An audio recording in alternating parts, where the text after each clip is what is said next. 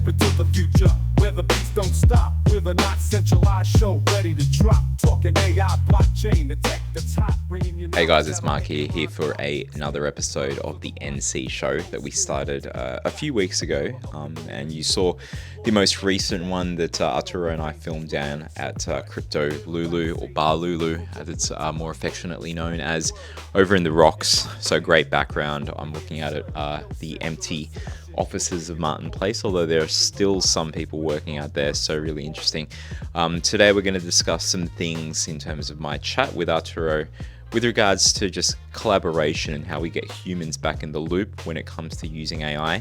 There's a few interesting things going on this week. I'll be judging an AI pitch night with the Chartered Accountants ANZ group, their membership base, and some people presenting on stage over at Fishburners. Links in the show notes below, so check that out. Also, we've been publishing a few things that have been interesting in the realm of Psych, our AI tool, and the things that we've been creating there, such as that ability to reduce stochasticity, the randomness that comes about when you're using basically tools such as AI that are a bit of a roll of the dice. And by having something like that, it has meant that it's not as easy for businesses to use this, knowing that responses can vary wildly. With our tool, we believe that it is easier for people to have that specificity and reliableness of the AI. So there's that. So something to check out. I've got a new article out on how we can do that, not just within the Teams area where you have a set of AI agents that you daisy chain with specific sets of instructions to do tasks, and you see those tasks performed in blocks, and it's much more reliable rather than just giving the AI, here's 10 things I want you to do in one single prompt, and it's a much bigger risk that it's going to miss one of those. Another area of Psych which you might be using already, if you are a user, thank you very much, is the Dreams area where we've got the post-it note type sections. Well, with something like this, you can actually have a way of having specificity there. So even though it's only reading from the notes that you've got there, so you've already got that context tackled, but in terms of the steps, by not telling it or not being clear with what the prompt is, you will get that randomness. However, if you add as simple as having an instructions note that has a set of clear step-by-step procedures that to take place, we show how you can actually get something that is much more less random, less chaotic, and just reliable. And this is really important for businesses to think about. So apart from the human in the loop, there's also how this helps with workflows. We're doing a whole heap of interesting things there in the work that we're doing across healthcare, legal, finance, etc. So make sure to stay tuned for that. There's a whole lot more that we are doing in the blockchain space that we'll hopefully be announcing over the next couple of weeks. So stay tuned there and enjoy this discussion with Arturo. Cheers. Hey guys, as mentioned, we're going to be talking about something that I think is quite interesting when it comes to how AI works. A lot of people are thinking of it as, oh, these are agents that are going to overtake our jobs. And obviously there is that fear that's out there, fear of the unknown. We know things here at Not Centralized with Arturo and myself of what it can and cannot do. But something that is quite interesting and what we're trying to tackle is empowering humans. And we're not seeing enough of that kind of stuff. It's great that there's these new technologies. It's going to change how people work. But when you think about empowering humanity and bringing that human back in the loop, what do you think about that when it comes to AI? I think that AI is extremely powerful. And this is going to sound a bit corny, but nuclear power, right? Obviously, it is shown that it can be extremely detrimental, but it's also been extremely good, and I think that the same applies to AI. You get good movies out of it, like Oppenheimer. You get very good movies. Now,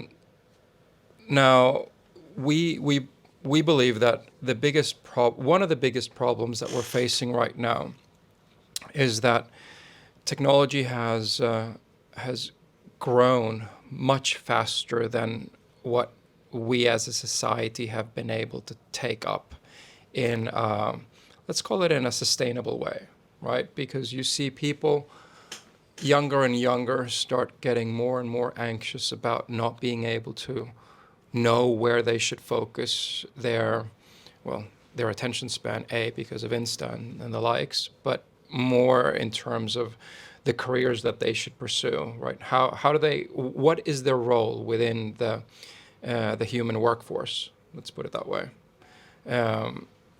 And that is a problem. Because technology changes the way the workforce or the workflows work very quickly. B, because there are so many people out there, and there's so much information, because every single individual creates information that gets disseminated, and everybody says things in their own way. So the amount of information that we have now just does not compare to what we just had 20 years ago, right? So those two things are a very, very big problem that we're facing. It's a massive overload of not just the information, but also the technology that is being put out there that's meant to help us. Like we see every week, every day, there are new tools. There's now music for GPT with Suno and Udio. And so there's all these different industries, from artists to people in movies to music, and even like creatives that are seeing the potential risk of, and I get why young people are seeing this, is like, why should I go into the movies if there's going to be AI type actors? Why should I go into this industry if AI is just going to be the thing that's being done? But what is interesting is we're not thinking about the advantages of what AI kind of brings. First of all, and let's unpack that in terms of bringing information together, the ability to help bring more collaboration, because like right now, we rely a lot on the humans to kind of think about, well, I've done a meeting, you've done a separate meeting. It's up to us to come together to figure things out. Yet we could use AI to kind of bring that information together. But secondly, and we'll unpack that later, is there's new types of roles, there's new types of jobs that happen that we just can't even think about yet. When there's a new technology that's out there, we think, oh, it's going to take over this. But yeah, it creates new things as well. But just what do you think about in terms of bringing people together? How does like AI do that? Well, look, let's keep it simple. What is the problem that you and I have when we're working in a team, and we have others? We're doing multiple things at the same time. We have to communicate with each other. What you have done, I need to understand. Well, I need to communicate what I have done. You need to communicate what you have done. I need to understand it. We need to stitch it up together, and then we need to build a plan of execution over these things that we're doing concurrently, right? Mm-hmm. And that's us sitting beside each other with the teams that we have globally.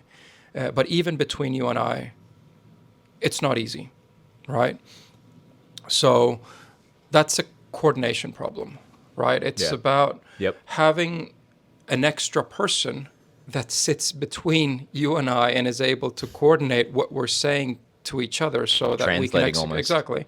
Yeah, I mean, that's a third problem. First of all is managing the information, but then you'll have a different skill set to me. So I need to consciously translate my line of thought to you as you do to me. Yeah. So there's so many levels of friction for there to be a really efficient way of working together. Now, if I, on the other hand, and the best example is the one that we're working on for the healthcare network, to the extreme. Imagine that you're a doctor and you're saving a life, but you have to communicate something about the previous patient, right? You don't have time to communicate it in a form that it's digestible by the patient or by somebody else, right? You're pumping a heart with one hand, and then you're kind of writing a really nice compliant email with the other. If you are just able to type up the facts and GPT is able to translate that, same language, same everything, right? But same thing with us. I'll just focus on my piece, you focus on your piece, and then I can read what GPT has translated in terms of what you're doing, and it's stitched up together, right? It just makes us work better together. It's dynamic contextualization for each person, so you can just focus on your strengths. And if you are that doctor that's doing surgery plus also typing your patient notes, that could be a future job that's out there. But it's certainly possible. That's a very clear way, because it's a really powerful reasoning engine, and we're not using it enough for that. Like even this concept that we've spoken about, and you would have seen videos of the psych dreams kind of feature where you've got your different notes. Something that we're going to be coming out with, and we're still kind of working on, is if you've got enough people in an organization using these features, it should be the AI that's surfacing ideas to you rather than relying on, you might be overseas when you went to Japan. We're relying on people currently to tell us what they're up to write these notes down, and to have humans asking about this. That coordination kind of problem is still a human thing. The AI, as a third party in the middle, is so much better at surfacing those things. So Yeah. it leads to different types of organizations Yeah, and how you manage yeah. information. Yeah, it's funny because you see, so the internet brought us the ability to collaboratively share information. In a way, it's made us more stupid, right? Just look at social media and how idiotic concepts can actually become viral, right? Misinformation and all that. yeah, It's supposed to bring us together, but in a way, it just gives it tribalizes us. tribalizes, makes it easier for people to find that, wrong kind of thinking and just go deeper down the rabbit Yeah, hole. which is quite funny, right? You give people a tool to communicate and share information, and it becomes worse. Which means that you need to have an additional layer on top of it that helps us collaboratively build intelligence, not collaboratively build stupidity, right? And I think that that AI in GPT done properly has the ability to help us collaboratively build knowledge and intelligence, right? Because if you look at just an organization, for an organization to properly use, no, to maximize the output of a GPT, they need to restructure their information, right? Yep. It's overlapping, it's incoherent, it's redundant. It's information that is stored in shared drives and PDFs. It's been stored over the period of multiple years, and each time one document gets created, it usually it's created in a silo. So there is no, let's call it, collaboration, or there is no connectivity in the process of creating that PDF with what existed before, right? It's not you can't expect a person to only create new things, because that means that A, they have the capacity to do it, B, they have all of the knowledge of the organization in their heads, right? It just doesn't work that way. Which is why you see so much bad information within companies, as you see on the internet. And just duplication of information as well. It's not just the bad info out there, it's just so much repeat of things. And slightly incoherent repeat, right? So in aggregate, it becomes this big massive of information that cannot properly be used. So the first step then is to go through together with the GPT that will help you contextualize and organize and make the information coherent, create that golden source of truth, the one that is accurate for the purposes that you're going to use it for, right? And then the second one is, through the prompts, start building up the glue between the different people within the organization, right? Focusing on people being, or rather the team being, the central role. And it's clearly the human team, the people within the team, that are the centerpieces. And AI, on top of clean information, enables people to do better work, right? To better work together. So it's like bringing people together more, like using the AI to actually enable better coordination, but also collaboration between people. Yeah. Because like right now, there's a lot of inefficiencies from the information, but it's also like a lot of inefficiencies from understanding the knowledge and the translation aspect that we mentioned at the start. If we can tackle all of these things, it makes it so much easier for people to collaborate and actually get things done faster. Yeah. It's a bit weird. It's almost like you're using GPT to enhance the human relationship, because you're talking through the GPT, not directly. Yeah. Which sounds a bit counterintuitive, but at the end of the day, it is a friction that most people are not able to tackle, right? So even if it sounds counterintuitive, if you can't tackle it, you need to address it in another form. And if that form then means that you have a GPT that translates between context in a way that is digestible by the other person, then you're gaining a lot. It's interesting because, each day, each week, there's all of this new information that's coming through. There's all of these groundbreaking breakthroughs, and it can feel overwhelming for many people.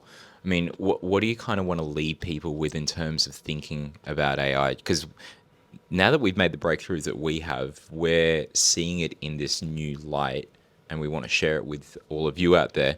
But what do you want to leave people with in terms of the thinking that they need to have? Is it a rewiring that they need to have? Is it something where they just should worry less and just open their eyes a little bit more to some of these things that are happening? What do you kind of think? I think that people need to embrace change, obviously, which is really difficult for almost everyone, right? But embrace change with the hope and also the vision that this change will actually bring us together rather than the opposite. Because what people fear is becoming irrelevant. And I think that the lack of relevance for many is the inability to put themselves in the context of where things are going. And AI has that, or specifically GPT has that incredible ability to recontextualize things so that they become understandable to you, so that it becomes easier for you to find find your role within this big multi-context workflow that most organizations are. It's interesting because it's like, on the one hand, new workflows are, well, they're new, and new things can be scary. Change is the easiest thing to say, but the hardest thing to do. But if you can imagine that you'll have a tool that will actually help you translate and contextualize these things. So what might be daunting now whenever we see change, in the future, change may actually be something that we embrace so much more easily because we've got the translator there. Yeah, it's interesting. Yeah. I mean, look, to be fair, we've actually seen it many times before where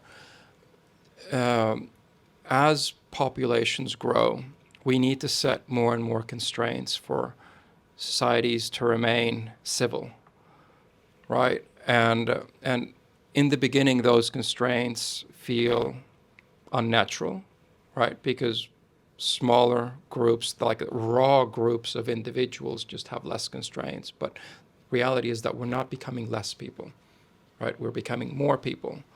And if that constraint, let's say, is to, in certain instances, communicate through a GPT that helps us translate cultural, contextual information, then that could help us become or get closer in the same way as the constraints, as civilizations grow, help people get closer in a sustainable form, right?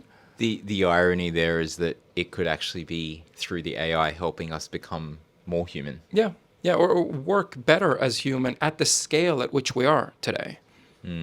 Right? Sure, if we're two people in a jungle, we don't need AI to communicate, but we're not two people in a jungle. We're 8 billion people almost destroying the Earth, right? On a spinning ball. It's fascinating.